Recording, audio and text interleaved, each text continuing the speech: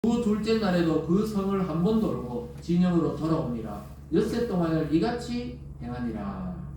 그러니까 첫째 날에도 한 바퀴 돌고 들어와서 진영에 와서 자고, 둘째 날에도 그렇고 엿새 동안 하나님 명령대로 한 바퀴 돌고 와서 자는 거예요. 그 여러분, 걱정이 많은 사람은 내일 또 어떻게 돌까, 모레는 어떻게 돌까, 그 걱정하지 말라는 거예요. 여러분, 제발 염려하지 마시기 바랍니다. 그러니까 예수님도 이 땅에서 제일 먼저 할 말이 뭐예요? 왜 이렇게 염려하냐? 공중나는 새를 봐라. 저거 뭐 농사 짓지 않아도 사 먹고 살지 않냐? 들에 핀 백합화를 봐라. 그 길쌈과 그러니까 이 배틀을 짜지 않아도 예쁜 옷을 입고 있지 않냐? 하물며 너희를까 보냐? 믿음이 작은 자들아. 그 믿음을 가지세요. 이 여호수아와 백성들은 이제 40년 광야 생활과 요단강 건너고 나서 믿음이 충만할 때거든요.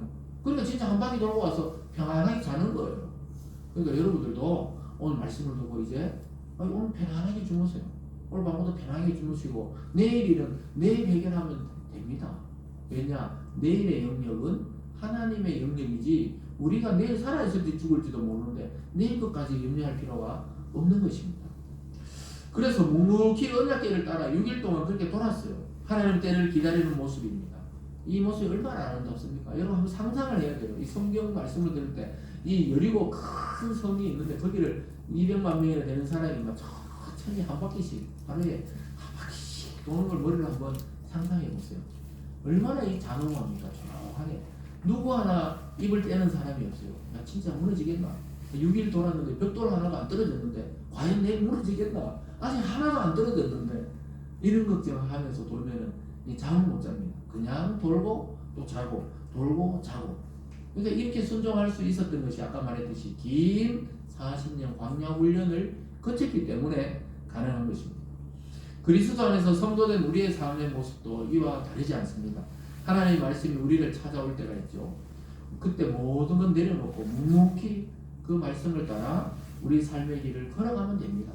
이 목회를 하는 것도요. 하나님이 소명으로 불러서 목사가 되라 이렇게 말씀으로 하면 얼마나 좋겠어요.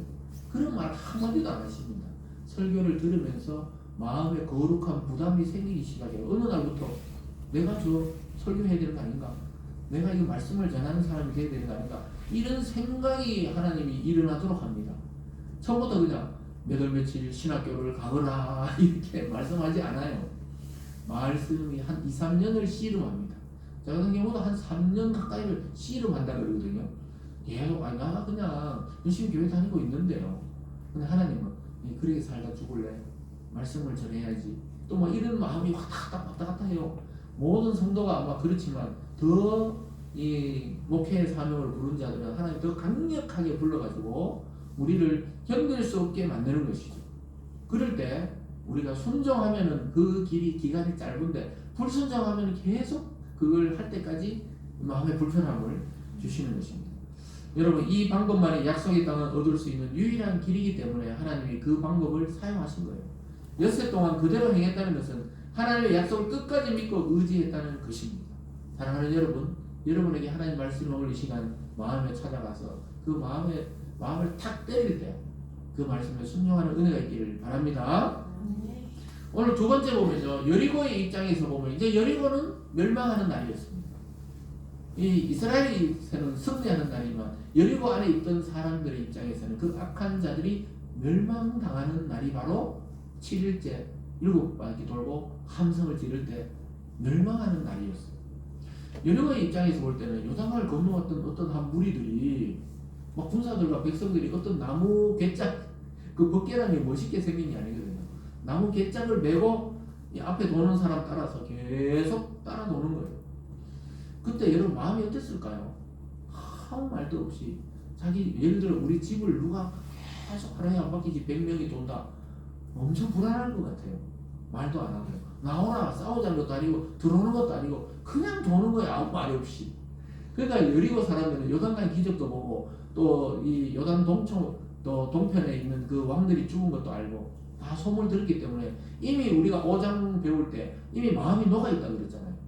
그런 상태에서 자기 성을 자꾸 도니까 우리가 죽기는 죽겠구나 이런 생각을 아마 했을 겁니다. 근데 유일하게 그 사람들이 기대했던 게 뭐냐? 자기 성이 튼튼하다는 거예요. 여리고 성을 지금까지 함락한 자들이 없었다. 이 두꺼운 성벽, 그런 문을 다 닫아놨는데, 예? 어떻게 개미 새끼 한 마리 못 들어오는데 저 이스라엘 백성이 들어올 수 있겠냐? 이런 믿음, 성을 믿는 믿음이 있었어요.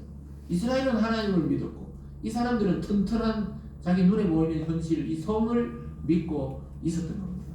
그렇지만 극도로 긴장하고 있었어요. 그래서 여러분 잘 아시겠지만 때로는 침묵이 말보다 무섭습니다. 가만히 있어봐요. 부모님들이 막 뭔가 있잖아, 이게 화나가지고 가만히 있으면 내가 뭘 잘못했나? 어릴 때 보면 애들이 눈치를 싹싹 보거든요. 막 장난치고 말할 때는 말 안 하지만 말을 며칠 동안 안 하고 있으면 그때는 큰일 나는 것이죠. 그래서 특별히 이 부부 사이에도 막 있잖아, 말로 다투는 거 다투는 것도 아니에요. 진짜 부인이 말 안 한다. 그런데 진짜 이게 내가 뭘 잘못도 안 했는데도 내가 뭘 잘못했나? 막 남편이 막 며칠 동안 그냥 말도 안 하고 밥만 먹고 있다. 그러면 이게 도대체 무슨 뭐 하자는 건가? 알 수가 없잖아요. 그 지금 이스라엘이 계속 돌고 있으니까 여리고가 저건 뭐 하자는 건가? 이 6일 동안 때는 마지막 무너지기 직전 7일 동안은 하나님이 여리고 있는 사람들에게 경고를 주면서 도망가려면 도망가라는 시간이에요, 사실은. 그걸 못 알아채는 거예요. 지금 요단 동편도 다 있잖아요, 전멸됐고 요단 강도 이렇게 갈랐는데 자기들도 죽겠구나 이런 감각이 있어야 되는데 오로지 성만 믿고 있는 거예요. 설마 이 성이 무너지겠어? 세상 사람들이 설마 내가 죽겠어? 나 이 돈도 많은데 뭐 내가 뭐 아프면 병원에 가 치료하면 되지. 또 뭐 내가 뭐 권력이 있는데 내가 명예가 있는데 내가 뭐 학교를 어디까지 나왔는데 이런 걸 믿고 있는 거가 똑같은 거예요. 근데 하나님은 기회를 준 거예요. 그 시간 속에라도 진짜 눈치 빠른 사람은 확 도망갔을 건데 나중에 결론적으로는 이 라합의 가족 외에는 아무도 산 사람이 없습니다. 다 죽어요. 다 죽어. 동물들까지 다 죽습니다. 사랑하는 여러분, 뭔가 이렇게 느낌이 오잖아요. 여러분 혹시 배 타고 여행할 일 있으면 아무리 큰 배라도 배가 뭔가 기울기 시작했으면 그냥 배 안에 머무르세요 이런 안내방송 무시하고 구명조끼 입고 뛰어내려야 돼요. 예전에 우리나라에 큰 사고 있었잖아요. 학생들이 전부 뭐 안에 대기하라니까 대기하는 애들 거의 다 그냥 죽음을 맞이할 수밖에 없었어요. 그냥 밖에 있던 애들 뭐 뛰어내리고 이런 애들 어떻게든 구조가 됐거든요. 그래서 큰 배가 아무리 큰 배라도 여러분 기울어지면 뛰어내려야 돼요. 여리고가 아무리 튼튼해도 돌고 있는 걸 보면 뭔가 느낌이 와야 돼요. 도망을 가야 되는데 아무도 도망 안 갑니다. 세상에 살고 있는 현재 사람들의 모습과 똑같습니다. 사람들은 이 세상의 돈이나 학벌이나 명예가 자기를 지켜줄 거라고 자꾸 생각해요. 설마 내가 죽기에 하겠나? 여러분 이 시간에도 지금 중환자실 그리고 병원에 그 응급실에 가보세요. 지금도 1분에 몇 명씩 죽어나가고 있는 게 이 세상의 현실입니다. 나중에는 내도 거기 포함되는 거예요. 수완이 다 해서 돌아가셔도 포함되는 겁니다. 예외가 없습니다. 지금 우리가 살아가는 이 세상은 기울어지고 있는 배와 같습니다. 살려면 구명조끼 입고 뛰어내려야 된다니까요. 예수 그리스도라는 구명조끼를 입고 과감하게 있잖아요. 다른 세상으로 뛰어내려야 구원에 이르게 되는 줄 믿습니다. 15절에 보면요 이렇게 말씀하고 있죠. 15절입니다. 일곱째 날 새벽에 그들이 일찍 일어나 전과 같은 방식으로 그 성을 7번 돌리 그 성을 7번 돌기는 그날 은이었더라. 마지막에 막 7바퀴 도는 거예요. 7바퀴 도는데 마지막 날까지 어떻게 말을 안 하고 돌기는 도는데 하나님 분명히 7바퀴 돌고 함성 지르면 무너뜨린다 그랬는데 6바퀴 돌 때까지 벽돌 하나 안 떨어지는 거예요. 여러분 하나님의 역사가 이렇습니다. 이 기다리는 사람이 막 속이 타는 거예요. 그렇지만 훈련이 됐기 때문에 불평불만하는 사람이 아무도 없었습니다.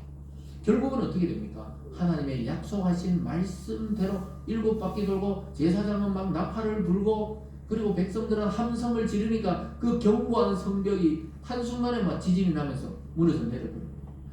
20절을 같이 읽어볼까요? 20절입니다. 시작. 이에 백성은 외치고 제사장들은 나팔을 불며 백성이 나팔 소리를 들을 때 크게 소리질러 외치니 성벽이 무너져 내린지라. 백성이 각기 앞으로 나가 그 성에 들어가 그 성을 점령하고. 나팔을 보니까 뭐 백성들이 막 와 하면서 소리 지르는데 그 소리 때문에 무너졌다. 그것도 맞지만 하나님이 온 지축을 흔들면서 지진이 그냥 한 진도 7, 8이 되면서 왕창 무너진 거예요. 그 아무리 견고한 성도 하나님이 하시니까 그냥 무너져 내린 거예요. 이스라엘 백성들은 어떻게 됩니까? 무너진 성벽을 밟고 그냥 들어가는 거예요. 들어가서 모든 걸 불태우고 남녀노소 양과 소 짐승까지 다 죽이고 또 불태울 건 다 불태워버립니다. 근데 놀라운 것은 오늘 마지막 세 번째로는 이 멸망의 땅에 구원받는 자가 있었다는 겁니다. 언젠가 이 세상 다 멸망되지만 하나님이 구원할 자가 있는 것과 똑같아요. 우리의 구원을 아주 축소화해서 보여주는 게 여리고의 사건입니다.